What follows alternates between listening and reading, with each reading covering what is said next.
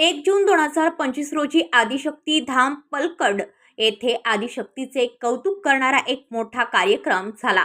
या संदर्भात दुबई येथील सहज योग ध्यान सल्लागार श्रीमती सौम्या रामकुमार यांनी एक अतिशय मनोरंजक चर्चासत्र आयोजित केले होते। सहज योग ध्यानाद्वारे शांती पसरवल्याबद्दल त्यांना अलीकडेच UAE मध्ये डॉक्टर अब्दुल कलाम पुरस्काराने सन्मानित करण्यात आले।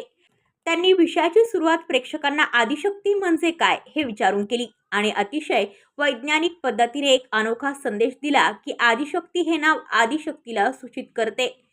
कुंडलिनी जागरणाद्वारे जर आपण त्या आदिशक्तीशी म्हणजेच आदिशक्तीशी संबंध जोडू शकलो तर आपण स्वतःचे रूपांतर कसे करू शकतो हे देखील त्यांनी स्पष्ट केले।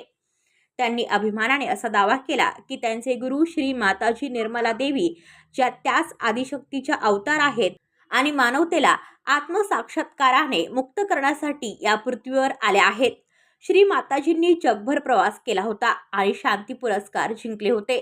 सौम्या रामकुमार यांनी या विषयावर आपले विचार मांडताना सहज योगाद्वारे आत्मसाक्षात्कार करण्याचे आव्हान जनतेला केले, ज्यामुळे मानवतेला जागतिक शांती मिळेल।